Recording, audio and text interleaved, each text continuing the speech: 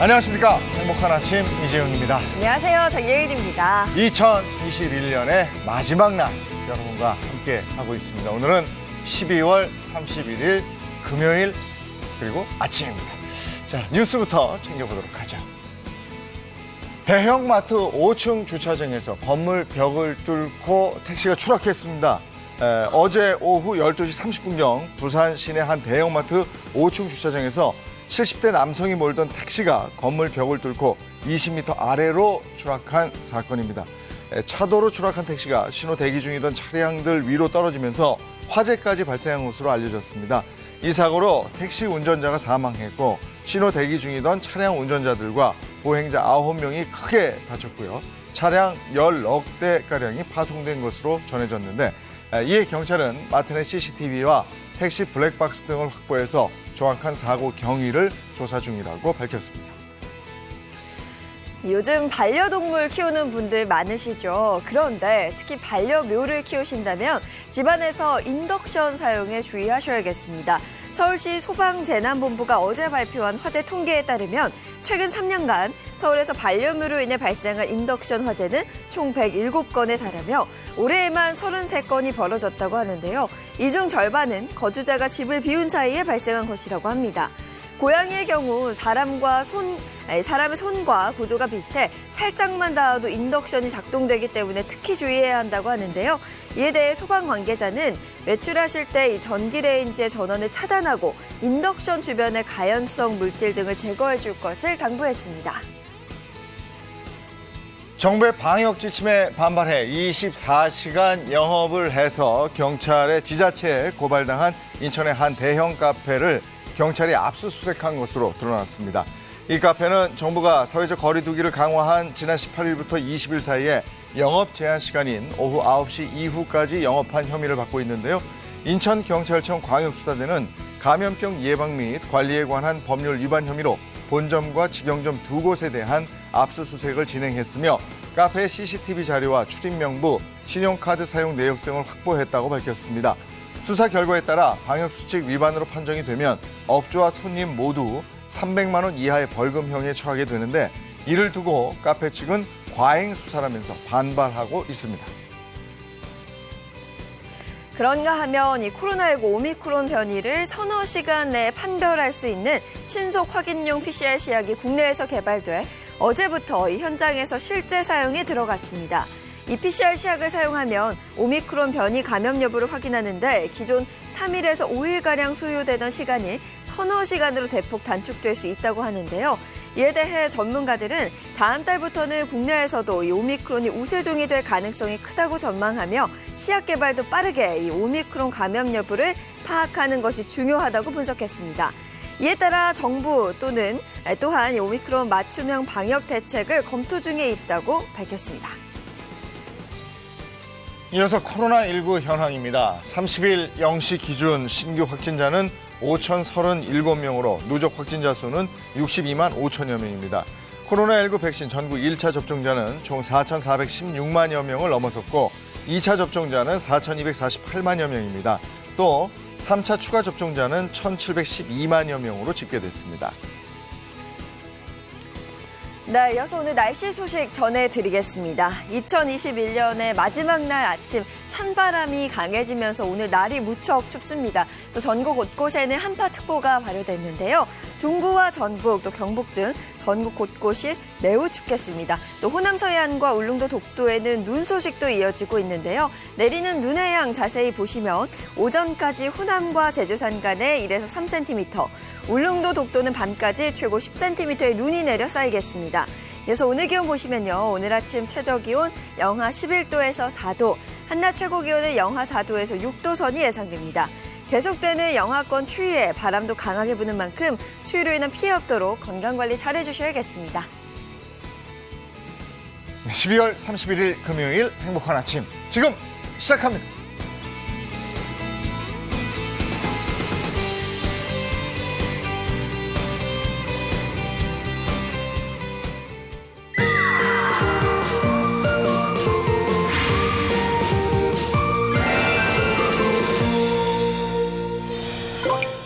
예, 2021년의 마지막 날입니다. 오늘 12월 31일 금요일이고요. 지금 시각 7시 34분, 35분을 향해가고 있습니다. 네. 다 이런들 나셨나 모르겠네.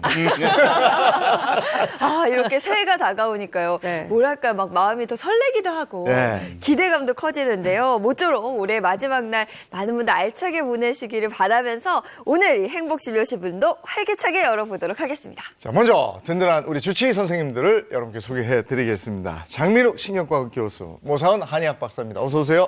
안녕하세요. 반갑습니다. 네, 차윤환 식품생명공학 박사, 이보은 요리연구가입니다. 어서 오세요. 안녕하세요. 반갑습니다. 자, 오늘은 어떤 주제로 건강 챙겨볼까요? 힌트 주시죠.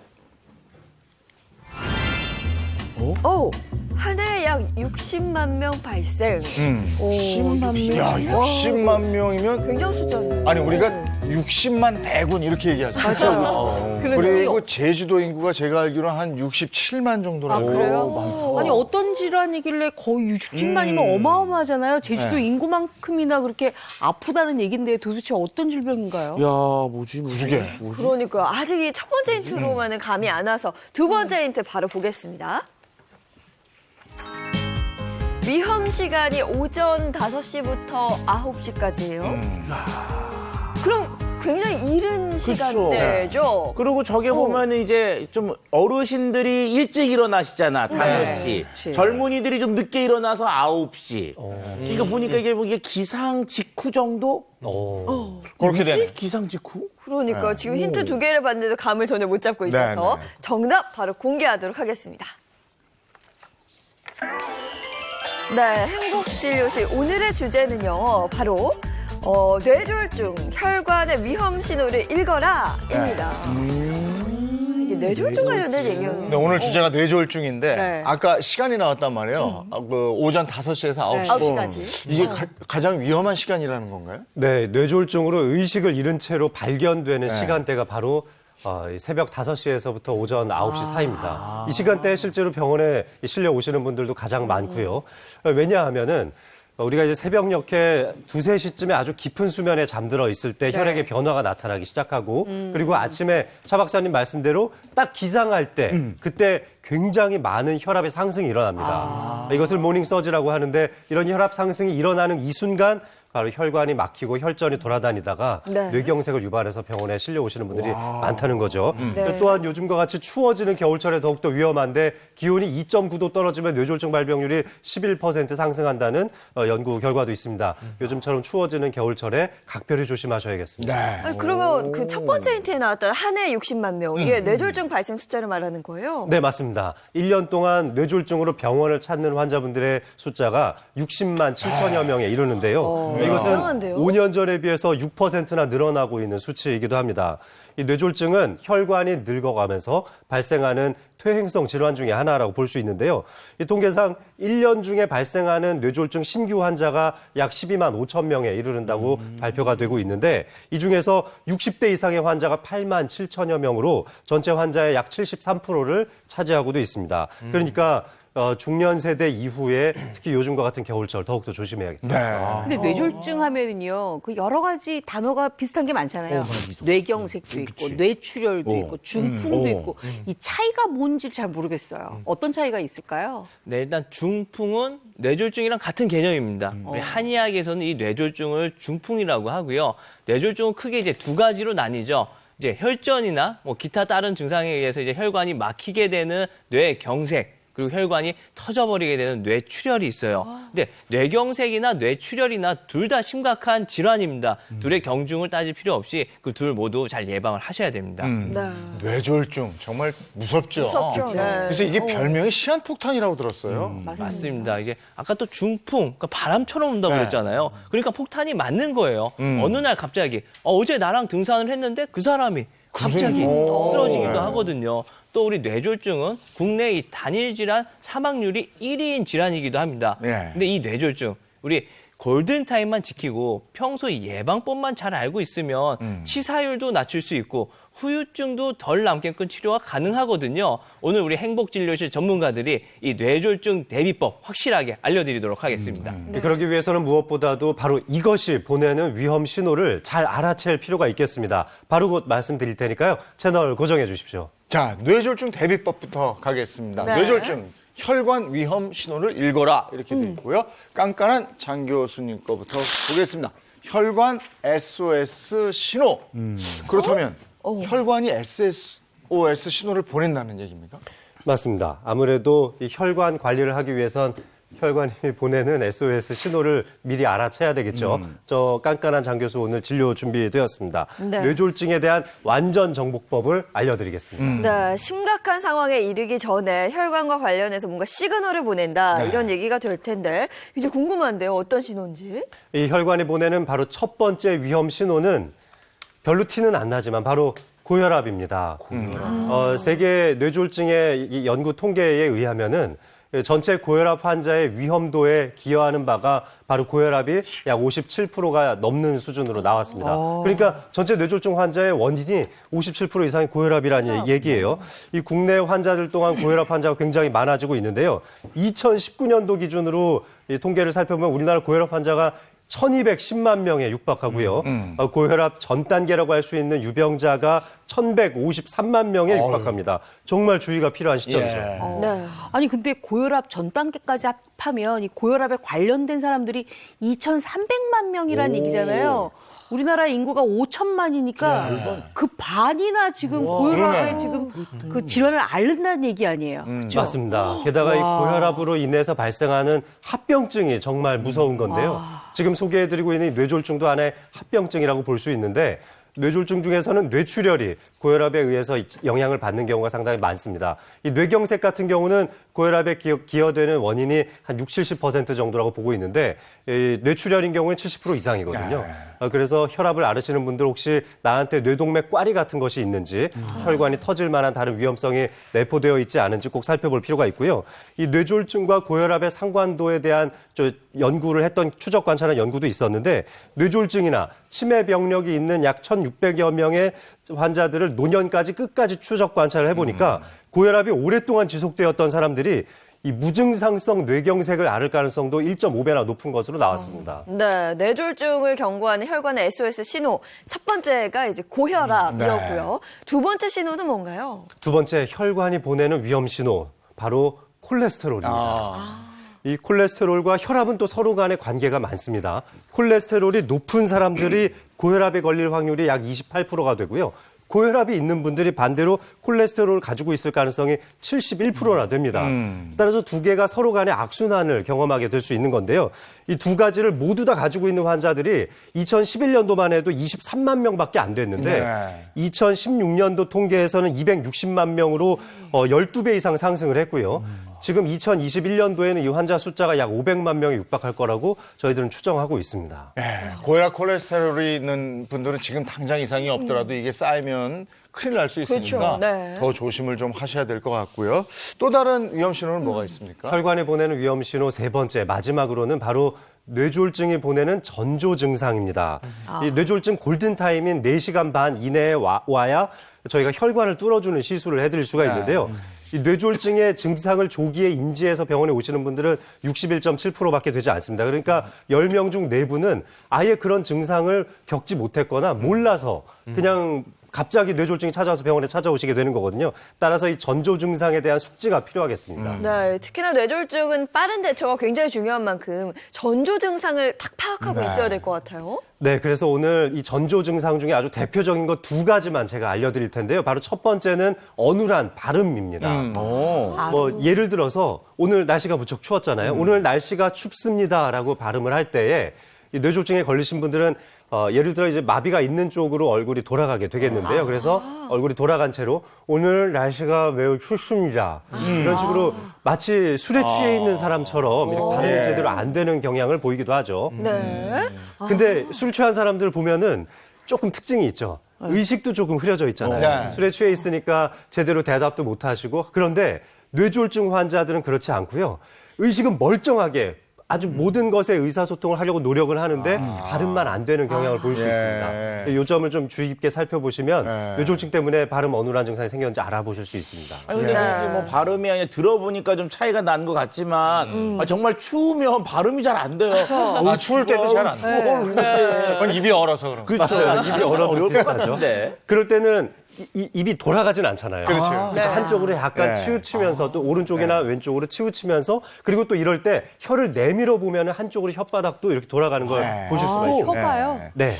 이게 뇌졸중이 워낙에 급박하고 위험한 병이기 때문에 네. 우리가 알고 가야 될 것들이 있어요. 그래서 저희가 Q&A를 준비해봤습니다. 네, 그 질문은 저희가 미리 시청자분들께 한번 받아봤는데요. 평소에 뇌졸중에 대해서 궁금했던 것들 여기 계신 네 분의 선생님들이 속 시원하게 답을 한번 드리도록 하겠습니다. 자, 첫 번째 질문은 장민욱 교수님께 드려볼게요. 코를 많이 골면 뇌졸중에 잘 걸린다는 말을 들었는데 이게 정말인가요?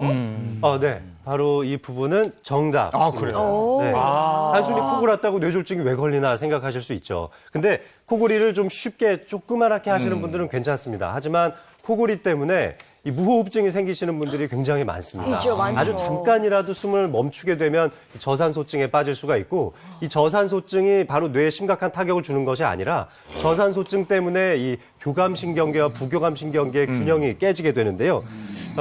대개는 이제 교감신경계 항진이 굉장히 강하게 걸리면서 혈압이 상승하게 됩니다. 이때 이제 체내 산소가 부족하니까 심장에서는 혈압을 더 많이 짜고 보내려고 노력을 하거든요. 네. 따라서 수면 무호흡증 환자는 일반인에 비해서 대사성 질환에 걸릴 확률도 9배나 높고 뇌졸중 확률은 4배, 당뇨병도 4배 정도 높은 것으로 알려져 있습니다. 수면 무호흡증 있는 분들은 정말 조심하셔야 되겠네요. 네, 예. 자, 이번에는 모사원 선생님께 온 질문입니다. 저는 50대 남성입니다. 얼마 전부터 갑작스럽게 손이 심하게 저린데 관절염이라 생각했지만 주변에서 뇌졸중 증상 아니냐며 걱정을 하네요. 손저림도 뇌졸중 증상이라고 볼 수 있습니까? 네, 손저림도 뇌졸중의 증상일 수 있습니다. 근데 이제 손저림으로 올 수 있는 질환들이 여러 가지가 있어요. 우선 손이 저리긴 한데 이 끝부분들, 이 끝부분 위주로 저리다 이러면은 당뇨 합병증을 좀 의심을 해보셔야 되고요. 저린데 전체적으로 목부터 전체가 다 저리다? 그럼 우리 경추추간판 탈수증, 목 디스크를 좀 의심해 볼 수가 있겠어요. 근데 이 어깨, 팔 쪽은 괜찮고 손, 이 중간, 요 세 손가락이나 요 새끼손가락까지 요 네 개가 위주로 좀 저리다 하면은 우리 손목 쪽에 인대가 증식하면서 오는 손목 터널 증후군이 아닐까 이제 생각을 해보셔야 되고요. 그럼 도대체 이 중풍과 관련된 뇌졸중과 관련된 손저림은 뭐냐? 전체적으로 저림이 있는데 피부 감각까지도 좀 이상한 거예요. 그리고 제일 특징적인 건요, 물건을 못 짚습니다. 평소에 내가 하는 건데 갑자기 펜을 집으려고 그러는데 나는 의식이 명확해요. 네. 난 집으려고 다 했어요. 집은 줄도 알았는데 나도 모르게 자꾸 숟가락도 밥 먹으려고 갑자기 이런 식으로 저림이 나타난다고 그러면 뇌졸중을 의심해 보셔야 됩니다. 그렇군요. 알겠습니다. 이번엔 장민욱 선생님이 답변해 주세요. 안녕하세요. 뇌졸중은 어떤 치료를 받는 건가요? 수술을 받는 경우가 많던데 뇌를 절개하는 수술인 건지 궁금합니다. 이러셨어요. 이거는 X입니다. X. 네. 뇌졸중 치료하면 진짜 뇌를 절개하고 열어서 뭔가 뇌를 뚫어주고 막힌 걸 터줄 것 같은 느낌이 들지만 하지만 뇌를 절개하는 수술은 전체 환자의 약 5%도 되지 않습니다.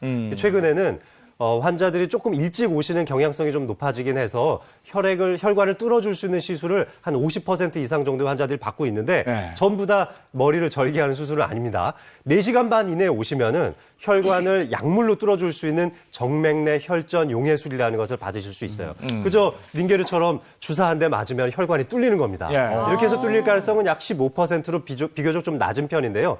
이걸로 해서 혈관이 뚫리지가 않으면은 바로 혈관을 직접 저희가 마치 굴뚝 청소를 하듯이 스텐트라고 하는 이 모기장 형태의 그물망을 설치를 해서 뚫어주는 시술을 하기도 하는데요.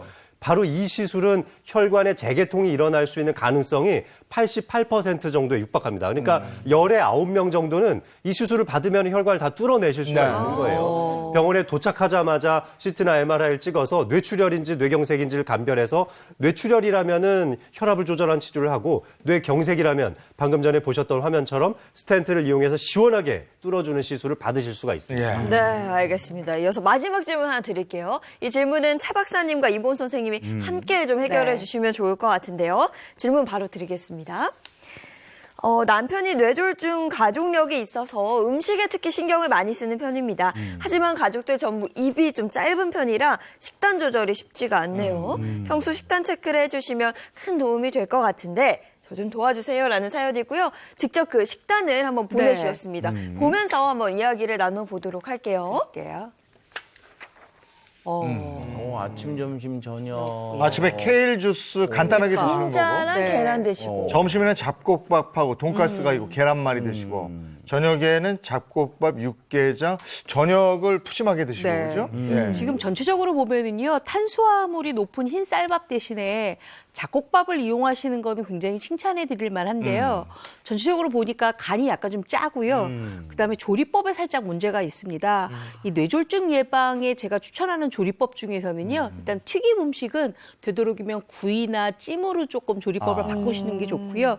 그다음에 동물성 기름보다는 참기름, 들기름과 같은 식물성 기름을 이용하시는 것도 좋습니다. 그리고 또 하나는 우리나라 사람들이 약간 국물을 좋아하잖아요. 그러다 보니까 서양보다 그 염도가 한 3 내지 4 정도 소금의 섭취량이 좀 많다고 합니다. 그래서 네. 우리가 음식을 끓였을 때 너무 짜게 양념을 하시면 맛을 볼 수가 없거든요. 그러니까 약간 식혔을 때 간 조절을 하시는 게 좋고요. 그다음에 설탕을 너무 많이 넣게 돼도 이 짠맛을 보완할 수 없으니까 그것도 좀 주의하시는 게 좋습니다. 네. 그리고 또 저염이라든지 무염 간장 사용하시는 게 좋고요. 기능성 소금 쓰시는 게 좋고 되도록이면 된장을 쓰시는 것도 좋고요. 또 약간의 새콤하게 잡수시면은 짠맛을 조금 없애면서 드실 수가 있으니까 이런 방법으로 한번 드시는 것도 참고해 보시기 바랍니다. 그리고 좀 보니까 몇 가지 좀 그래도 칭찬할 만한 것들이 있는데요. 이게 뭐 감자, 그다음에 달걀, 그다음에 케일, 요거 섭취 굉장히 칭찬할 만합니다. 특히 이제 아침에 그것들을 잘 드시는데 이제 케일 같은 경우는 비타민 K가 풍부해서 혈전을 좀 막아주고요. 칼륨도 풍부하기 때문에 나트륨 배출에 도움이 되면서 아울러 식이섬유와 엽록소가 풍부하기 때문에 노폐물 제거에도 도움이 됩니다. 그리고 우리가 달걀 그러면 콜레스테롤만 생각하셔가지고 나쁜 줄 아시는데요. 그 노른자에는 레시틴 같은 경우는 오히려 혈관 속에 있는 중성지질을 떨어뜨리는 효과가 있기 때문에 뇌졸중 발생을 좀 예방하는 효과들이 있습니다. 그리고 감자는요, 칼륨이 매우 풍부한 식재료 중에 하나인데 이거를 또 지금 쪄서 드시잖아요. 그리고 달걀도 쪄서 드시잖아요. 네. 이렇게 씹어 먹는 조리법들, 좀 충분히 입을 움직이는 이런 조리법들이 뇌졸중 발병을 좀 예방하는 좋은 조리법 중에 하나고요. 특히 이제 칼륨 같은 경우는요. 쥐한테 고단위 칼륨을 섭취했을 경우에 대조군보다 사망률이 90%, 뇌졸중에 걸린 쥐들의 경우입니다. 90% 이상 감소했다는 실험 결과도 있기 때문에 칼륨이 풍부한 식재료들을 섭취하는 게 좋겠습니다. 네, 알겠습니다. 깐깐한 장 박사님 얘기 들어봤고요. 이어서 네. 동맥등법입니다. 신통망통 모 선생님의 한방진료실 시간인데요. 동맥등법, 이게 뭘까요? 네, 우리 신통방통 한방진료실도 진료 시작해 보겠습니다. 우리 동맥등법은 뭐냐 하면 일단 우리 인체 중에 12경락 중에 12경락 빼고 우리 인맥, 동맥이라고 해서 앞뒤로 흐르는 또 경락이 있습니다. 동맥은 척추 따라서 있는 그 경락이에요. 근데 그 독자가 감독할 때 독자거든요. 네. 또 우리 몸의 전체를 주관하고 감독하는 경락이다라고 생각을 하시면 될 것 같아요. 오늘 이 우리 몸을 전체적으로 주관해주는 이 동맥을 다스리는 동맥등법을 좀 보여드리려고 하는데요. 역시나 오늘 보여줄 수 있는 사람은 차 교수님밖에 없을 것 같아요. 저요? 차 교수님이 진료 한번 받아보시죠. 제가 제대로 치료 한번 받죠. 네. 그러죠, 뭘. 저 편히 누워 있는 건가 봐요. 그러니까. 오늘 편히 누워만 계시면 돼요. 근데 느낌의 뜸 하려면은 네. 옷을 벗어야 되겠죠? 한번 벗어주셔야 될 그쵸? 것 같습니다. 네. 그럼 제가 옷을 살짝 셔츠는 입어도 돼요? 벗고요. 네. 근데 뜸을 들려면 근데, 셔츠도, 네. 그쵸? 제가 그래서 미리 네. 좀 준비한 게 있어요. 그래요? 보시면 아는데 똑딱이 샤츠를 준비했습니다. 우와. 야, 저런 게 다 있어. 오늘 저희가 주제가 뇌졸중을 예방하는 거잖아요. 네. 제가 동맥을 갖고 온 어머나. 동맥등법을 좀 창피하다 이거. 들고 나온 이유가 있습니다. 동맥이 흐르는 게 우리 항문부터 시작을 해서 쭉 따라서 뇌를 통해서 이 앞으로 얼굴 앞까지 이렇게 순환을 시키거든요. 그러니까 동맥만 잘 다스려줘도 뇌혈류 순환이 좋아지고 뇌 쪽으로 오는 뇌경색을 예방할 수가 있습니다. 근데 여기다가 막 뜸을 올려도 좋겠지만 저는 오늘 경물구라고 그래서 이 피부와 뜸 사이에 뭔가 물건을 하나 놔둘 거예요. 그 중에서도 격상구라고 하는 저는 마늘을 이용하려고 합니다. 마늘. 네, 마늘을 이용하는 이유는요. 마늘 자체도 좀 화한 성분이 있잖아요. 피부에 올렸을 때 벌써 자극이 시작이 돼요. 그 자체만으로도 동맥 자극이 되고 그 위에 뜸까지 올려서 제대로 한번 좀 자극을 시켜보도록 할게요. 교수님 좀 뜨거울 수가 있어요. 너무 놀라지 마세요. 믿고 맡기시면 됩니다. 긴장되는데요, 이거. 얼굴색이 변하셨어요. 쭉. 오늘 동맥 중에서도 라인을 따라서 가는구나. 네, 라인을 따라서 그냥 쭉 할 거예요. 왠지 뜸을 놓으시는 것 같은데 느낌은 네. 자, 이 부위는 등심 부위고요. 안 아프게 해주십시오. 아프진 않을 겁니다. 좀 뜨뜻할 시원하겠죠, 거예요. 뭐. 시원한 느낌이 있습니다. 아, 그리고 또 마늘을 그러게요. 활용해서 하는 게 네. 저는 진짜 처음 보거든요. 진짜로 우리 간 마늘을 이용을 해서 이렇게 어머. 아, 저걸 그렇게 올리는구나. 네. 특히 중요한 혈자리들이 있는데 네. 좀 모르겠다 싶으면요. 마늘을 그냥 전체적으로 쭉 깔면 돼요. 어머. 그래요? 네. 집에서 예쁘게. 그럼 저 선을 따라서 동전 파스 붙여놓으면 어때요? 그것도 많이 도움이 됩니다. 그 자체만으로도 동맥 자극이 되고 많이 도움이 될 수가 있어요. 이런 식으로 까는데 저는 지금 보면 여기 경추 딱 끝나는 제일 튀어나온 대추혈에 하나를 깔아주시고요. 그 다음으로 흉추 1번, 3번, 5, 6, 7번 이렇게 제법 많이 까네. 네, 쭉 다 까는 거예요. 이게 아까 또 교수님이 고기 얘기하니까 꼭 우리 양념하는 것 같기도 한데 그 느낌이에요, 좀. 아, 마늘 양념 밑간하는 것 같아요. 근데 저게 일반적으로 집에서는 마늘을 저렇게 해서 이렇게 냉동실에 얼려놓잖아요. 맞아요. 그거 바로 올리면 너무 춥겠네. 많이 춥죠. 그러니까 상온에 좀 놔뒀다가 네. 좋고요. 근데 여기다 뜸을 올리게 되면 금방 또 따뜻해지거든요. 그래요? 이렇게 올려놓고 사실 이런 쑥을 이용을 해서 그걸 위에 올려. 네, 이제 쑥을. 쑥을 좀 이렇게 뭉쳐서 올리는 것도 좋지만 요즘 보면 이렇게 쑥봉을 다 팝니다. 편하네요. 네, 이런 것들이 있으니까 아. 이렇게 이런 것들을 이용을 해서 저렇게 올려놓고. 있으면 집에서도 할 수 있는 거예요. 네, 집에서도 할 수 있는데 문제는 뜸을 뜨면 연기가 너무 나잖아요. 아, 맞아요. 저희도 제가 지금 하나 이제 불을 붙이면 여기 뜸 냄새가 엄청 날 겁니다. 차 박사님 불 붙어요. 이런 식으로 오늘 한 3개 정도만 사실 여기 지금 허리 쪽에 붙이는 게 여기가 명문혈이라고 그래서 남자들이 특히 좀 신경 써서 관리돼야 해야 하는 아니, 시원할 것 같은데, 느낌이. 보기에는. 차 박사님, 지금은 뭐 느낌이 느낌 없죠? 없으시죠? 아까 처음에 마늘 할 때는 차가웠거든요. 네. 뜨끈하니 좋겠네. 오, 연기가 진짜 조금 많이. 있으면 연기 그쵸? 나네요. 이런 식으로 해서 이제 한참 좀 태우게 됩니다. 네. 이렇게 해서 요 쑥봉 하나가 타는데 한 5분에서 10분 정도 은근하게 쭉 탑니다. 이런 식으로 누워가지고 한 번만 하루에 한 번씩만 네. 해줄 수 있다고 그러면 참 좋은데 집안에서 하게 되면 역시나 이런 연기가 너무 집안에 꽉 차면 호흡기 건강에 안 좋을 수 있으니까 될 수 있으면 뜸을 시술하는 전문 의료기관에 가셔서 시술을 받는 것들을 좀 권장드립니다. 네. 차 박사님 느낌 있어요? 뜨끈뜨끈해지는 것 같거든요. 벌써? 근데 이거 동맥 뜸법 네. 이거 할 때 네. 주의할 거는 뭐가 있습니까? 주의해야 될 거는 일단 화상을 좀 주의를 해 주셔야 되는데요. 네. 마늘 한 번 깔았다고 이거 아까워하시는 분들이 또 있어요. 근데 한 번 탄 마늘은 다음번에 그 위에다 또 붙이게 되면은 화상을 입을 수가 있으니까 사용했던 마늘은 바로바로 좀 제거를 해주시는 게 네. 좋겠습니다. 정말 갑자기 향이 뭐야, 한약방 향이 네, 맞아요. 확 나네요. 오, 마늘하고 쑥향이 나요. 네네. 좋은데요? 이제부터 이거 좀 치워드릴게요. 마음이 좀 편안해지는 것 같아요. 그렇죠. 자, 저걸 생각 같아서는 차 박사님이 쭉 하고 있었으면 좋을 것 같은데. 그러니까. 방송 진행해야 진행이 되니까 있어야 되니까, 네. 다시 돌아오셔야 돼요. 네. 야, 스튜디오가 연기로 꽉 찼어요, 지금. 와, 정말 그 혈액순환을 도와주는 이게 이름이 동맥뜸법입니다. 네. 한번 이렇게 배워봤고요. 두 분 이제 마무리하시고 들어가는 거예요. 네네. 네, 우리 진행하도록 하겠습니다. 와, 이게 척추를 따라서 뜸을 이렇게 착 뜨는 거잖아요. 근데 저게 집에서 할 때 진짜 어. 조심을 좀 하셔야 되겠어요. 그쵸. 마늘 네. 이렇게 올리고. 그러니까 집에서 불을 붙이고 이러는 건 좀 위험할 수도 있으니까 오? 동전 파스 같은 거 이용해서 네. 이렇게 붙이는 것도 괜찮을 것 같고. 근데 이 향만 맡아도 뭔가 건강해지는 것 같은 맞아요. 느낌 받지 네. 않아요? 마음이 차분해지겠습니다. 이 그리고- 향에 기운이 좀 있네요. 그쵸. 아무래도. 그쵸? 네. 향이 너무 좋아요. 숲향이. 자, 네. 이제 저 뜸에 이어서 우리 요가 가야죠. 그렇죠. TV를 통해서 배워보는 요가 교실 시간입니다. 자, 부부 요가 강사 선생님들 모시겠습니다. 반갑습니다. 어서 오세요. 인사 부탁드리겠습니다. 네, 안녕하세요. 함께할수록 행복해지는 부부 요가 교실의 김수정. 전세훈입니다.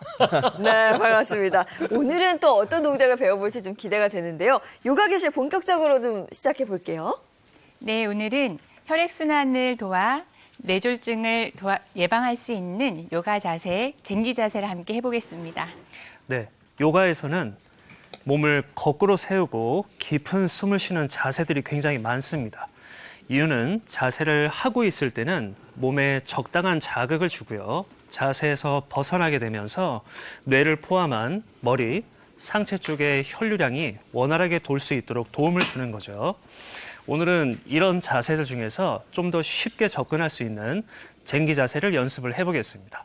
자, 이 자세는 자리에 누워서 시작하게 됩니다. 왜인지 모르겠으나 맛있는 냄새가 나고 있습니다. 자, 자세 방법부터 설명을 드려볼게요. 이 다리와 엉덩이를 머리 뒤쪽으로 넘겨야 됩니다. 하지만 다리가 좀 무겁죠. 이 무거운 다리를 머리 뒤로 넘기기 위해서는 힘이 많이 필요합니다. 두 가지를 설명을 해볼게요. 먼저 양손으로 바닥을 꾹 눌러서 다리를 들 수 있는 받침대를 역할을 해줘야 될 겁니다. 또 하나, 보통 자리에 누워 있으면 여기 있는 허리 부분이 바닥에 뜨게 되죠. 이 부분을 바닥으로 세게 눌러보는 겁니다. 이 허리가 바닥에 닿을 때쯤 배에서는 강한 힘이 좀 느껴지실 거예요. 이 두 개의 힘으로 다리를 뒤로 넘기는 겁니다. 자, 발가락이나 발등은 머리 뒤쪽 바닥을 누르게 되고 양손은 등 뒤로 깍지를 끼게 되는 거죠. 자, 자세 설명은 여기까지고요. 중요한 포인트 두 개만 설명을 드려보겠습니다. 훈쌤의 비법 전수 1탄입니다. 빠밤. 자, 첫 번째 포인트입니다. 허리 뒤쪽을 보면 동그랗게 좀 말려 있죠. 필요 이상의 긴장이 들어가서 자세를 유지하기가 좀 어려운 겁니다. 긴장을 푸는 방법은 여기에 있는 발끝이나 발등을 바닥에 꼭 눌러주는 거죠. 지렛대 같은 역할로 인해서 그만큼 엉덩이는 위로 올라가게 됩니다. 올라가는 만큼 동그랗게 말린 허리는 정렬이 될 수 있도록 반듯하게 펴지는 거죠. 자, 두 번째 훈쌤의 비법 전수입니다. 빠밤. 자, 두 번째는 목입니다. 현재 목을 보면 목이 일자목처럼 뻣뻣하게 선 상태에서 바닥을 강하게 누르고 있는 거죠. 긴장이 역시 너무 많이 들기 때문에 목 부분을 바닥에서 좀 떨어뜨려 줘야 될 겁니다. 방법은 턱을 하늘 쪽으로 살짝 들어 올리는 거예요. 자, 볼펜을 가져왔습니다. 이 볼펜으로 목과 바닥을 한번 통과를 시켜볼 거예요. 자, 반대쪽에서 나왔습니다. 신기하죠? 자, 자세에 대한 설명과 포인트는 여기까지입니다. 이제 다음은 이 자세를 보시면 난 다리를 뒤로 넘기는 것도 좀 무거워서 힘들 것 같고 목을 이만큼 꺾는 게 난 좀 무서워 이런 느낌이 생길 수 있을 겁니다.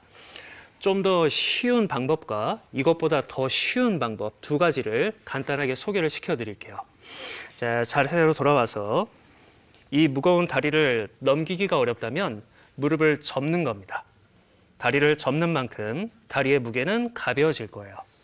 자, 다리를 머리 뒤로 넘기지 않고 머리 위쪽까지만 들어 올리는 겁니다. 힘이 모자랄 수 있기 때문에 손으로 허리를 눌러서 도와주는 거죠. 이 정도 꺾는 것도 난 좀 힘든 것 같아. 일자목, 거북목이라서 어려울 것 같아. 이런 생각이 드신다면 그냥 자리에 누운 채로 발만 들어 올려도 됩니다. 발끝을 당기고 숨을 쉬는 거죠.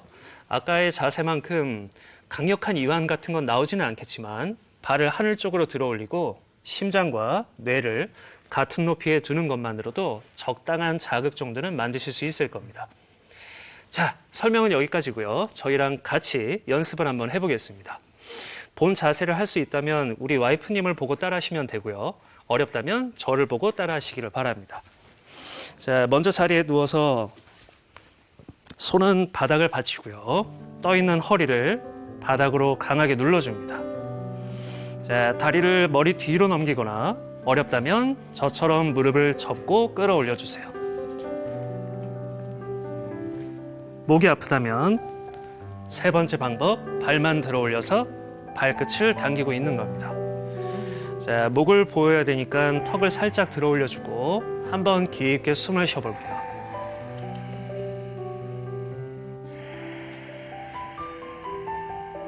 자, 충분히 호흡을 한 후엔 손으로 바닥을 강하게 눌러주면서 내려오면 됩니다.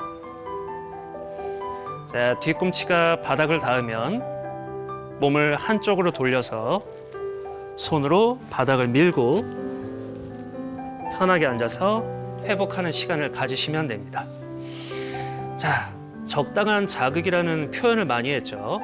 어떤 사람에겐 이 본자세가 적당한 자극이 될 수 있겠지만 또 어떤 사람에겐 너무 강한 자극이 될 수도 있을 겁니다. 소개해드린 세 가지 방법 중에 나에게 알맞는 자세를 선택한 후 적당한 정도의 자극까지만 연습을 해보시길 바랄게요. 자, 여기까지 하고 인사하겠습니다. 합장하고 이마에 붙일게요. 나마스테. 나마스테. 나마스테. 고맙습니다. 고맙습니다. 오늘 뇌졸중 예방에 좋은 동작들 배워봤습니다. 두 선생님 고맙습니다. 아니 이걸 보고 있으면 차분해져요. 그렇죠. 네. 쫙 차분해지고. 네. 자, 요가까지 해봤고 이번에는 이보은 선생님의 혈관 튼튼 밥상입니다. 네.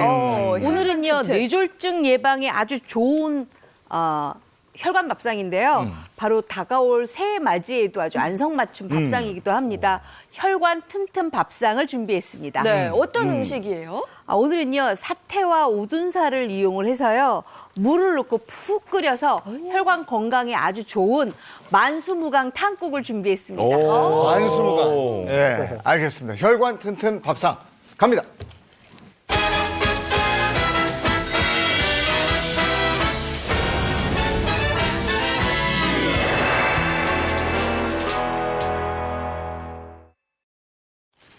네, 혈관 튼튼 밥상 기대가 되는데 생소한 그림이죠. 그렇죠. 아, 이 조합은 처음인 것 같습니다. 네. 그러면 이제 이재용 아나운서 오늘 요리 보조가 된다는 건데 네. 지금 벌써 우왕좌 거의 뭐 이게 몸이 우당탕탕입니다. 네. 앞치마를 아직 못 메고 계세요, 지금.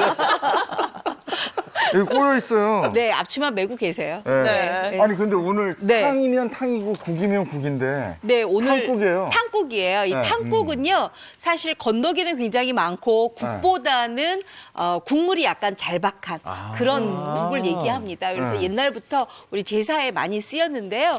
제가 오늘은 이 탕국을 아주 정말 좋은 재료로 만들려고 하는데 바로 탕국에는 쇠고기가 들어가죠. 네. 네. 쇠고기 중에서도 지금 양진머리가 들어가는데요.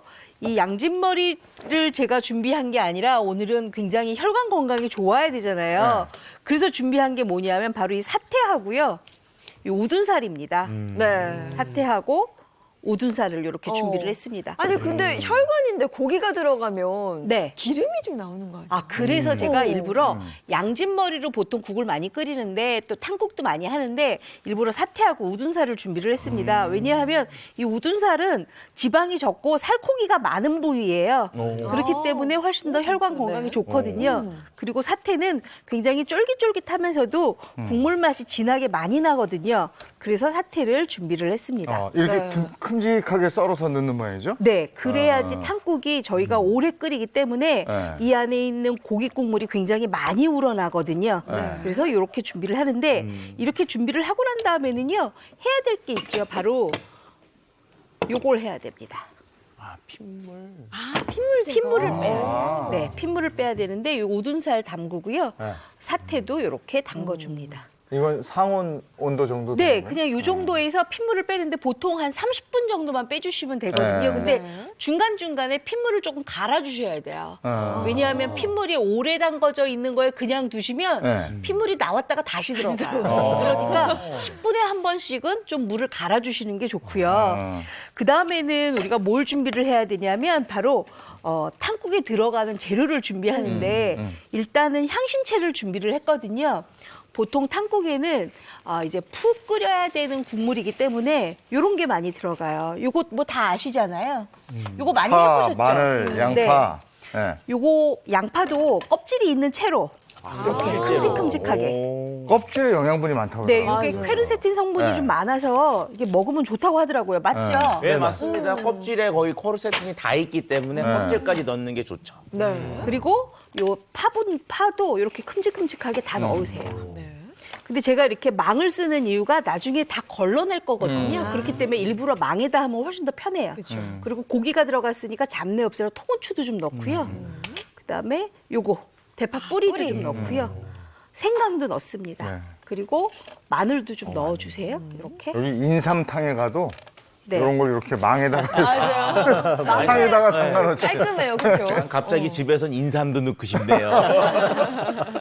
뭐 인삼 넣으셔도 되는데요. 대부분 탕국에는 인삼은 안 넣고요. 딱 요렇게만 이렇게 준비하시고요.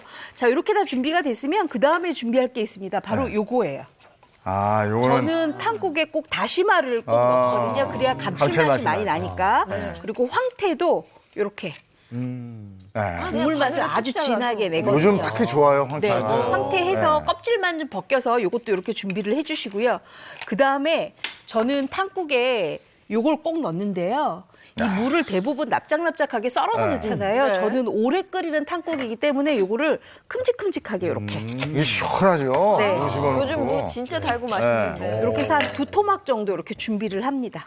자, 그랬으면 여기 지금 찬물을 준비를 했거든요. 네. 찬물에다가 요거 먼저 다 집어넣어요. 이제 끓이는구나, 이렇게 네. 해서. 그리고 핏물 뺀 우둔살, 그다음에 사태.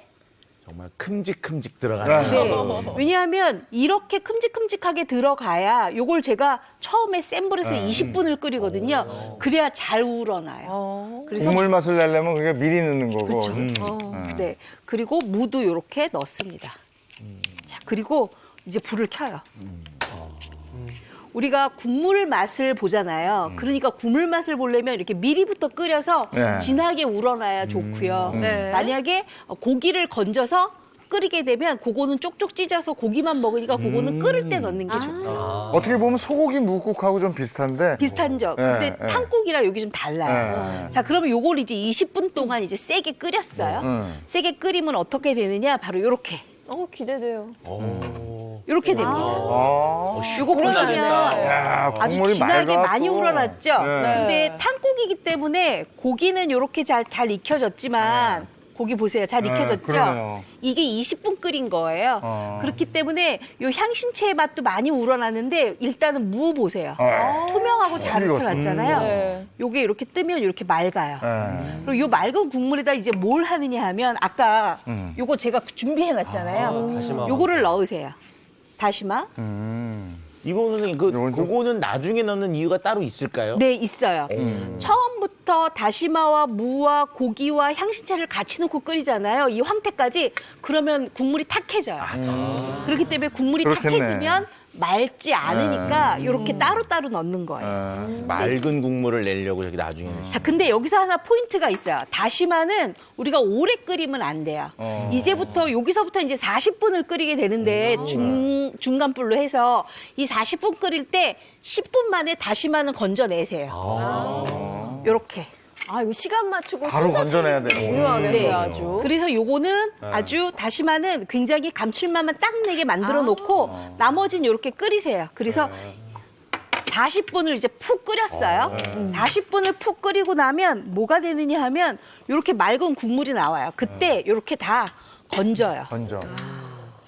제가 건질까요? 네, 이건 남자분들이 네, 이렇게 네. 해주셔야 됩니다. 잘 건져주세요. 네. 제가 건져볼게요. 네. 오. 오, 역시 힘. 고기도 다 건져요? 네, 다 건지세요. 그럴 이유가 있어요. 어우, 굉장히 터프하신데요. 그러니까 일하기 싫은 모습이신데 보니까. 다시는 안 시키게. 막 일부러 튀면서 하시는 것 그러니까. 같은데. 아, 재밌어요. 아, 그 국물이 뽀얗게 우러났어요. 그쵸? 자, 다 됐으면 네. 이제 고기 두시고요. 요거는 네. 여기다가 두세요. 그냥 두세요. 네. 네. 자, 그런 다음에 제가 여기 현미 떡국을 준비했거든요. 이 현미는 일반 방앗간에 가서 제가 현미를 넣고 이 떡국을 맞춰왔어요. 이렇게 맞춘 거를 가지고 하루 정도 굳힌 다음에 이렇게 썰었어요. 우리가 아무래도 혈관 건강에 좋아야 되니까 백미보다는 현미가 낫겠죠. 네. 그래서 현미떡을 이렇게 준비를 그리고 했는데 이게 씹기가 편해요. 맞아. 일단 제가 현미 떡국떡을 여기에다 좀 먼저 넣을게요. 요 국물을 이렇게 준비한 거에다가 이 국물에 떡국 끓이면 진짜 맛있겠네. 진짜 맛있겠다. 이렇게 다 넣어요. 아유, 어떤 때는 급하면 라면 국물에 떡국 넣어서 먹는데. 이 국물이니 얼마나 맛있겠어요. 그렇죠. 자, 이렇게 해서 요거 이제 금방 떠오르기만 하면 되니까 요거 이렇게 뜰 때까지 저희는 뭘 하느냐. 자, 아까 지금 이종원 아나운서가 저거 다 건져냈잖아요. 네. 그 건진 거 가지고 일단 손질을 해야 돼요.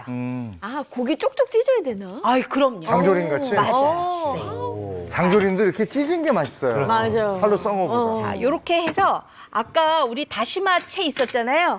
요거는 곱게 채 썰어서 지단을 만드세요. 이 지단으로 올라가는구나. 다시마도 쓰는 줄 몰랐어요. 요거 지단하면 굉장히 맛있거든요. 이렇게 해서 요거는 지단으로 이렇게 쓰시고요. 워낙 이렇게 옆에 서 계시면 한번 드셔보시는 거예요. 요 다시마가 맛있어요. 그래, 이런 게 좋은 거지. 아, 저 자리가 저게 좋아요. 그러니까.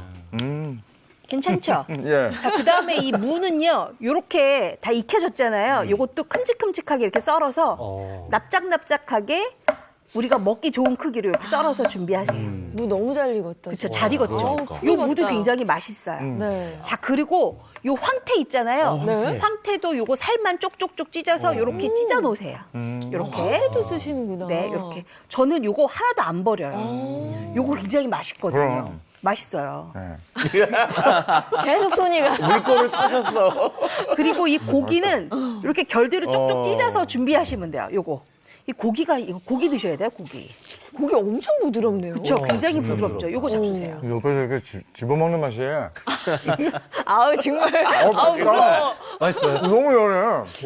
아니, 연하고 고기에도 부들부들하잖아요. 막 찢어져요, 진짜. 네. 자, 그랬으면 고기까지 이렇게 준비가 됐으면 이제 우리가 뭘 하느냐 하면 이제 밥그릇을 하나 준비를 하세요. 밥그릇? 이제 세팅을 근데 하는군요. 이재용 아나운서님은 여기서 드실 게 아니라 저기 가서 떡이 올라오나 안 올라오나 좀 보세요. 네. 자, 그러면 우리는 밥그릇에다 뭘 하냐면은요, 이제 먹어야 되잖아요. 네. 그러니까 아까 썰어놨던 무, 요거는 이제 탕국이에요. 네. 무. 그 다음에 고기 좀 올리고요. 이렇게. 그 다음에 이 황태살도 조금 넣어주세요. 그리고 뭘 하느냐, 요거 지단이 있어요. 지단, 아유, 노란 색도 너무 지단, 예뻐라. 그다음에 하얀 지단, 그다음에 아까 다시마채 해놨죠. 네. 요거까지 준비해서 여기에다가 이제 맑은 국을 뜨면 보세요. 진짜 맛있겠네요, 저. 야. 맑은 냄새가 국을 지금. 뜨는데 여기에다 간을 뭘 맞추느냐 하면 국간장. 그다음에 맛술 약간 넣으셔도 되고요. 약간의 소금으로 간 맞추면 이렇게 아주 맑은 탕국이 이렇게 만들어지죠. 근데 우리는 떡국이잖아요. 네. 그렇죠. 그래서 지금 떠오르잖아요. 네. 이때 떡을 엿다가 올려요. 다 익었죠. 네. 올려요. 우와. 요게 탕국으로 만든 떡국이에요. 너무 맛있겠다. 이렇게 해서 새해 1월 1일 날 잡수시면 아주 좋겠죠. 바로 우와. 내일이잖아요. 네. 자, 그러면 제가 떡국을 좀 떠볼게요. 네. 잠깐만요. 예, 잡수세요. 대박이다. 이렇게. 이렇게 해서. 그래서 탕국은 탕국대로 이렇게 준비를 하시고, 그 다음에 떡국은 떡국대로 이렇게 준비를 하시면 정말 맛있는 만수무강 탕국을 우리가 야. 잡수실 수가 있는 거예요. 아니, 저희한테도 오는 거네요, 지금. 근데 횟수를 보니까. 근데 저거 시간이 좀 먹으면은 있어. 한 살 더 먹는데. 아니요, 괜찮아요. 저거는 10그릇이라도 먹겠습니다. 맞아요. 아, 근데 맛있을 것 같아. 국물이 국물이 완전 제대로 진국이고요. 진국이잖아요. 그래서 탕국을 어머님들이 제사상에 많이 정성스럽게 올리시나 봐요. 진짜 다 정성이네, 그렇죠? 네. 재료 거기다 들어간 황태까지 거라 보니까. 들어가서. 네, 네. 진짜 야. 막 이 뜨끈한 거 들어오면 막 속이 얼마나 좋겠어요. 자, 떡국 나왔습니다. 아우, 감사합니다. 계산은 나가실 때. 야, 야. 아, 이거 맛있겠다. 이거 맛있겠다. 차박사님 이게 양이 더 많네요. 요거 드세요. 감사합니다. 감성이 너무 많이 들어가 있어서. 야, 아, 나 오, 나 국물 한번 그쵸? 네. 정말 일단 막네요. 잡숴보세요. 네. 오, 국물 진짜 끝내준다. 오, 진짜 야. 맛있죠? 날도 추운데 네. 와우. 아, 이게 진짜 감칠맛이라 그러죠. 감칠맛이 장난 아니에요. 입안에서 싹 맴도는 이 맛이, 좋아. 감칠맛이. 그리고 이게 여러 가지 재료를 넣어서 감칠맛을 내갖고요. 감칠맛이 풍성해요. 이게. 와, 이게 고깃국의 그 깊은 맛도 나면서도 맑고. 와. 야, 그 황태의 구수한 맛이 딱 올라오니까 맞아요. 더 시원하지 않으세요? 네, 이 황태 때문에 네. 약간 해물탕 같은 데서 느껴지는 감칠맛도 많이 느껴지고 그렇죠. 지금 설탕을 하나도 안 넣었는데 왜 이렇게 달아요? 어머, 달 수밖에 없는 게요. 겨울무가 일단 달고요. 그다음에 고기의 핏물을 잘 빼면 고기의 감칠맛이 정말 풍미가 있어서 이렇게 국물 맛이 아주 좋은데요. 제가 말씀드린 대로 꼭 시간을 지켜가면서 순서를 지켜가면서 조리하셔야 혈관 건강에 정말 좋은 만수무강 탕국을 준비하실 수가 있습니다. 진짜 무도 맛있다, 부드럽게 이거. 잘 익었어요. 이게 단순히 이제 떡, 물론 이제 현미떡이지만 떡이 많이 들어있으면 역시 또 탄수화물 비율이 높을 텐데 네. 지금 건더기가 굉장히 많고 그렇죠. 특히 무가 정말 맛있네요. 그래서 전반적인 영양 상태가 굉장히 골고루 잘 들어있는 네. 것 같아요. 맞아요. 이게 맛이 달큰하다고 해야 되나? 그렇죠. 아주 네. 달큰하죠. 네. 달큰한 맛이 싹 올라오면서. 맞습니다. 야, 진짜 맛있는데요? 예전에 저희 할머님은 사실 당뇨 때문에 많이 못 드셨는데 이 탕국, 만수무강 탕국은 정말 많이 잡수셨어요. 왜냐하면 그 안에 들어가 있는 재료들이 굉장히 천연의 맛을 내니까 그거는 당뇨분들한테도 굉장히 좋으신 그러네요. 것 같아요. 그리고 이 떡국이 텁텁해질 수 있는데 어, 이거는 맑아서 너무 전혀 텁텁하지 않고 맑은데 깊어요. 맞아요. 맛이. 따로따로 끓였기 때문에 그런 효과가 일어나는 거거든요. 아니, 이렇게 앉아서 먹으니까 너무 좋네요. 진행하세요. 저는 진행해야 먹을게요. 되니까 네, 레시피 보고 오겠습니다. 추워진 날씨에 누구에게나 찾아올 수 있는 뇌졸중. 혈관에 보약이 되는 혈관 튼튼 밥상으로 대비해 볼까요? 오늘의 메뉴는 만수무강 탕국입니다. 소고기는 기름기가 적은 사태와 우둔살로 준비해 사방 10cm 크기로 토막을 내준 다음 찬물에 담가 핏물을 제거해 주세요. 무는 3cm 두께로 동그랗게 썰고 건다시마와 황태는 깨끗하게 손질해 반으로 잘라줍니다. 국물 낼 향신채인 대파 뿌리, 껍질 양파, 대파, 생강, 마늘 등을 육수 주머니에 따로 담아 준비한 다음 무와 소고기를 넣은 냄비에 물을 붓고 센 불에서 20분간 끓여주다가 건다시마와 황태를 넣고 중불에서 40분간 끓여주세요. 이때 다시마는 오래 끓이면 쓴맛이 우러날 수 있어서 10분만 넣었다 빼줍니다. 탕국이 충분히 끓으면 육수 주머니를 건져내고 고기와 무, 황태를 건져내서 먹기 좋은 크기로 손질을 해준 다음 그릇에 적당량을 담아둡니다. 건더기를 건지고 난 국물에 국간장과 맛술, 소금으로 간을 맞추면 탕국이 완성되는데요. 현미떡국 떡을 넣어 끓이면 떡국으로도 즐기실 수 있습니다. 기름기는 적고 깊은 맛이 일품인 만수무강 탕국으로 혈관 건강도 챙기고 건강한 새해를 맞이해 보시면 어떨까요?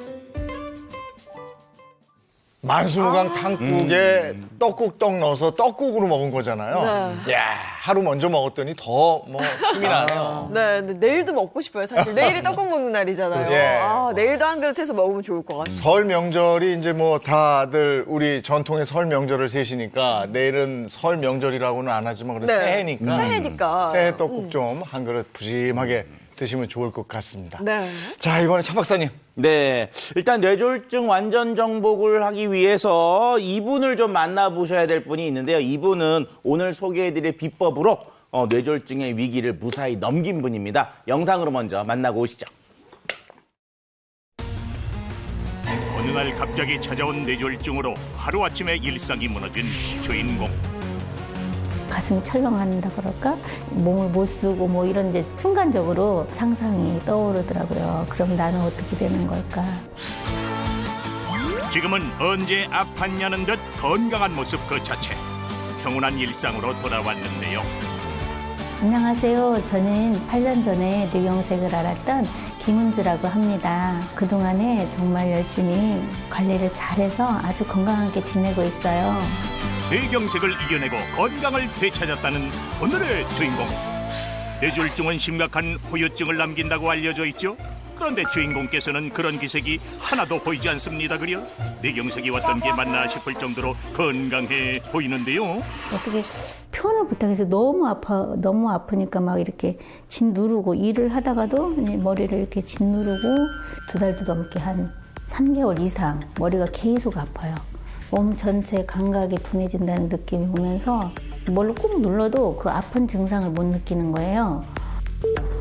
뇌졸중 전조 증상인 심한 두통은 물론 몸의 감각이 둔해지는 듯한 이상 증세를 느꼈다는 주인공. 그리고 찾아간 병원에서 그녀는 청천벽력 같은 소식을 듣게 됐는데요. 의사 선생님께서 이제 상세불명의 뇌경색증 이렇게 해주셨고요. 뇌경색이라는 진단을 받은 주인공. 그러나 그보다 더 큰 문제는 따로 있었습니다. 말할 때 이렇게 입이 한쪽이 잘 안 움직이더라고요. 그리고 식사할 때도 나는 이렇게 잘 똑바로 먹는데 이게 흘리게 되고. 일상생활에 지장을 주는 후유증으로 주인공은 몸도 마음도 지쳐갔다는데요. 치명적인 후유증을 남기는 뇌졸중. 뇌혈관이 막히거나 터지는 등으로 나타나는 뇌졸중 같은 경우는요, 사망률이 매우 높고요. 사망하지 않는다고 하더라도 영구적인 장애를 남길 수가 있는데요. 환자분에게 편측 마비를 유발하여서 일상생활의 거동 자체가 되지 못한다거나 또는 언어 장애 등으로 대화 자체가 불가능한 등의 실어증 같은 것도 발생할 수가 있겠습니다. 뇌혈관 질환은 기온이 낮아지는 겨울에 더욱 조심할 필요가 있다는데요. 주인공 역시 겨울이 되면 만반의 준비를 한다고요. 저 같은 경우는 옷을 이렇게 많이 입었어요. 여기 속에 입었죠? 이 속에 또 하나 또 입었어요. 지금은 실내라서 이렇게 그냥 호겹으로 돼 있는 모자를 썼지만 밖에 나갈 때는 2겹으로 돼 있는 모자를 써요. 뇌경색 후유증을 이겨내고 일상으로 다시 돌아온 그녀의 건강 비결은 과연 무엇일지 지금부터 알아봐야겠죠. 옷까지 갈아입고 나오셨네요. 제가 비법 하나 보여드리려고요. 주인공의 건강 비결 개봉 박동. 뭘 보여줄지 기대가 되는데요. 목만 움직입니다. 시방 뭐 하는 거요? 저는 그냥 집에서 핸드폰을 보고 요즘에 코로나라서 못 나가잖아요. 그래서 혼자 요가를 핸드폰 보고 해요. 일명 굿모닝 그리고 굿나잇 요가인데요. 굿모닝 요가는 아침에 눈을 떴을 때 누운 상태에서 시작해 일어나기까지의 동작으로 이루어지고요. 굿나잇 요가는 잠들기 전 하는 요가로 굿모닝 요가와는 순서가 반대라 하네요. 요가를 하면서 하체 근육 단련은 물론 혈액순환에도 도움이 된 것 같다고요. 뇌경색이 있을 때는 숙면을 취하지 못했어요. 2시간 자고 깨고 1시간 자고 깨고 이랬는데 이 요가를 한 뒤로부터는 잠을 이렇게 깊이 긴 시간을 자게 됐어요. 혈액순환이 잘 돼서 숙면을 취하게 된다고 생각하거든요. 혈액순환을 도와줄 뇌졸중을 예방하는 방법 하나 더. 목 빗근 마사지. 먼저 고개를 한쪽으로 돌렸을 때 튀어나오는 목 빗근을 확인해주고요. 엄지와 검지 2손가락을 움직여 마사지를 해주면 끝! 반대쪽도 잊지 말고 해주자고요. 쉽고 간단한 방법으로 후유증을 이겨내고 뇌경색을 관리 중인 주인공. 어떤 음식을 챙겨 먹을지 이 또한 궁금한데요. 첫 보기에도 건강 밥상이구만요. 맛있겠다. 해서 나물 이런 게 많네요. 저는 이제 육류를 안 먹으니까 이렇게 나물 종류나 채소 이렇게 이런 걸 많이 먹죠. 제가 뇌경색을 앓고 난 뒤로는 한 번도 사골 국물에 밥 말아 먹은 적이 기억이 안 나요. 팥, 콩.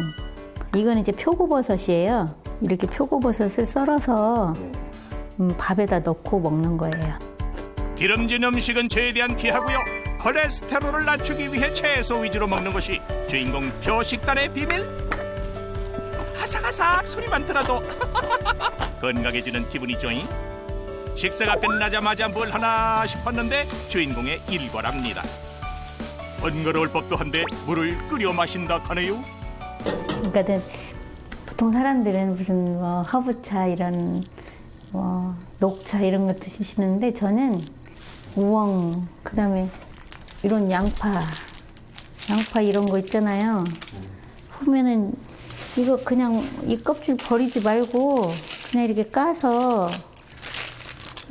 이 조금만 넣어도 돼요. 조금만 넣고 이렇게 물을 계속 끓여서 마신 결과 저는 아직 당뇨가 없어요.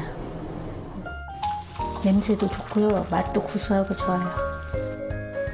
양파 껍질을 물로 끓여 마시며 뇌졸중은 물론 당뇨까지 예방하고 관리한다는 주인공. 또 하나 챙겨 먹는 것이 있다는데 바로 이것. 과연 뭘까요? 이거는 폴리코사놀이라고 그래요. 이게 뇌경색이 아주 좋다고 그래서 저는 이거를 늘 하루에 하나씩 먹고 있어요.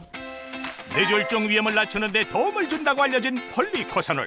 주인공의 건강 비결 중 하나라고 하는데요. 이처럼 뇌혈관 질환을 예방하고 관리하는 방법 또 어떤 게 있을까요? 짜고 매운 등의 음식 등은 고혈압을 더 유발할 수가 있기 때문에 가급적 피하시는 것이 좋겠고요. 그 외에는 이제 콜레스테롤 조절을 위하여 너무 기름진 음식 등도 피하시는 것이 좋겠습니다.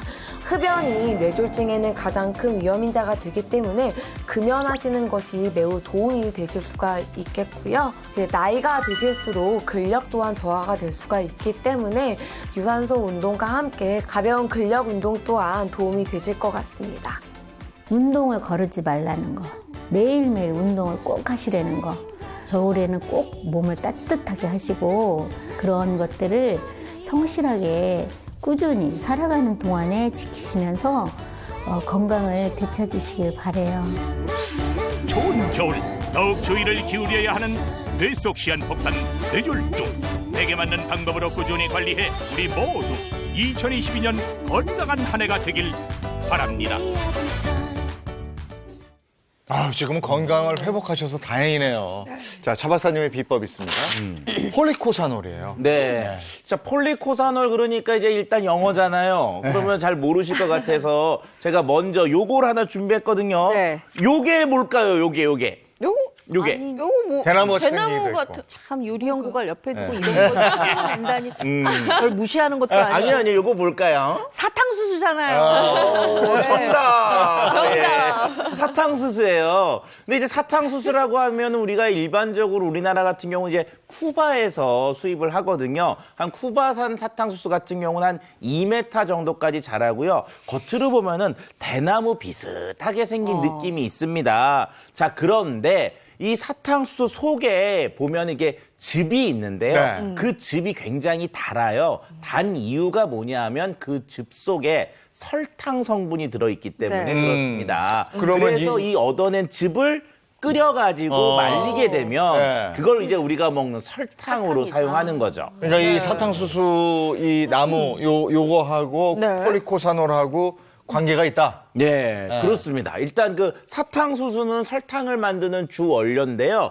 자, 폴리코사놀은 이 즙이 아니라 껍질 부분. 껍질 부분에 들어있는 아주 미량 들어있는 성분이에요. 바로 이것들은 뭐냐면요. 이 사탕수수 자기를 보호하기 위해서 겉에 왁스층이라고 하는 층을 만들거든요. 이게 뭐냐 하면은 비나 이런 것들이 왔을 때 물이 들어오지 않고 자기를 막을 수 있게 만드는 층인데, 자, 이 왁스층을 만드는 걸 이제 화학적으로 보게 되면은 지방산과 알코올을 이렇게 결합시킨 물질을 만들어 놓습니다. 그것의 이름이 코사놀이에요. 자, 그런데 오늘 우리가 하는 게 바로 뭐죠? 폴리코사놀.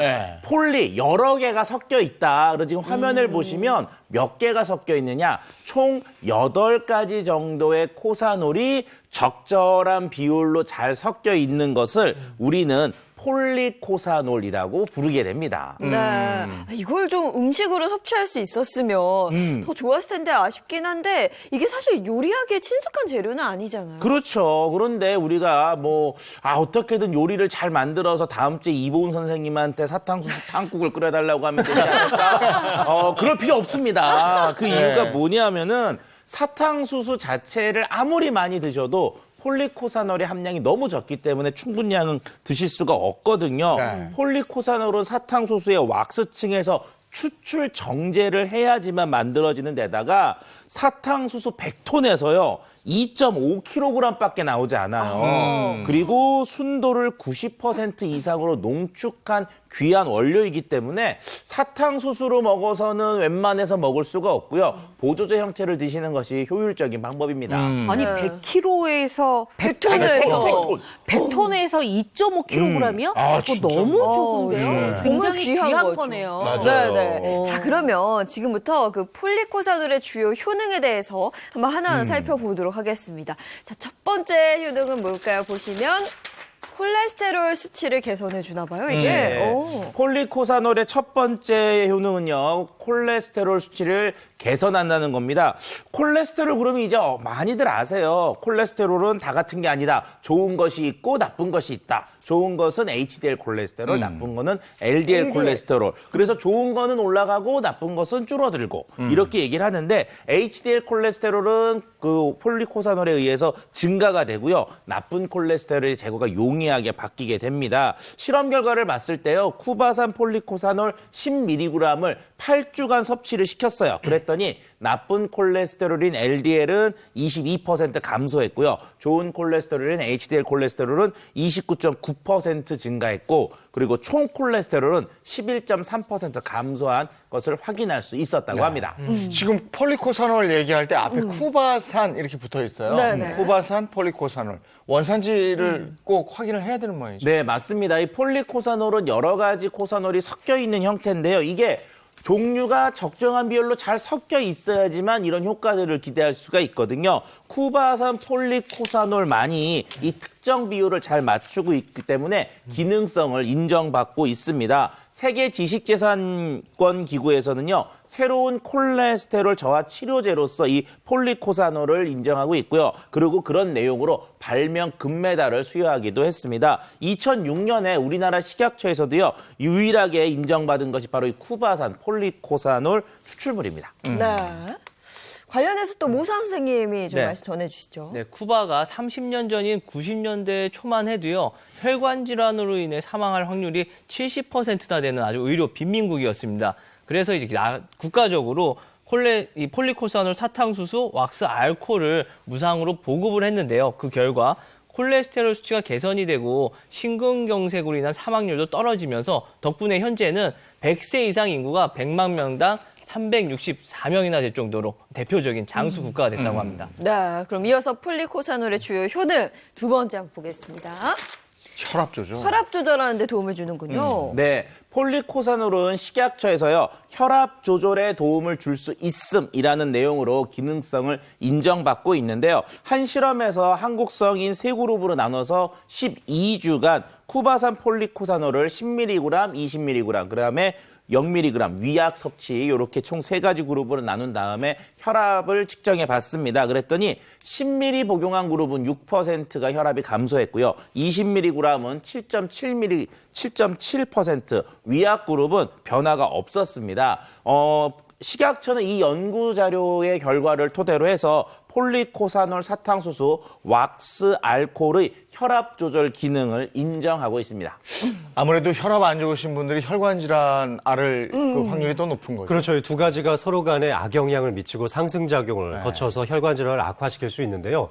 우리나라만 해도 고혈압 환자, 조금 전 말씀드렸던 것처럼 1200만 명이 넘고 이상지질혈증 환자, 고콜레스테롤 혈증 환자도 1000만 명이 넘습니다. 그 정도로 상당히 많은 비율을 차지하고 있는데 고혈압이 있어도 콜레스테롤이 높아질 수 있고 콜레스테롤이 많아져도 고혈압이 또 반대로 생길 수가 있습니다.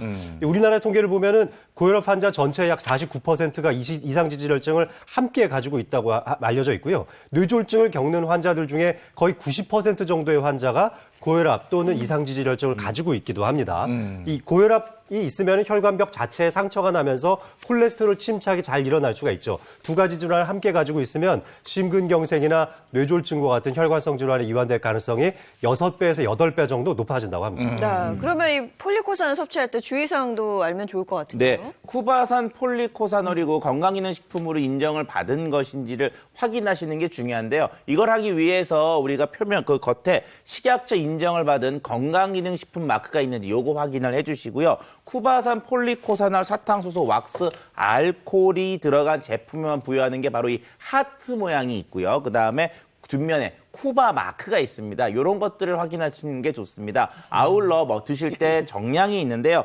권고 1일 섭취량은 5에서 20mg이니까 이 양을 지키시는 것이 필요합니다. 네, 혈관 건강 관리하시고 뇌졸중을 예방하시고 네. 그리고 5시부터 9시 아침에 위험하다니까 벌떡벌떡 일어나지 마시고요.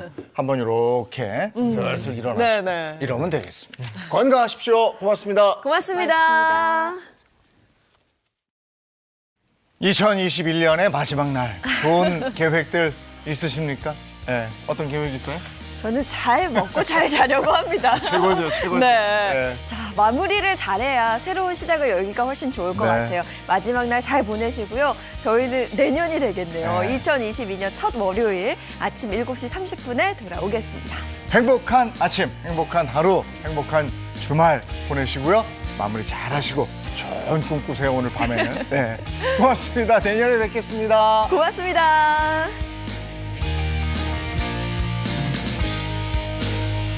스마일 이즈 굿! 채널 A 10.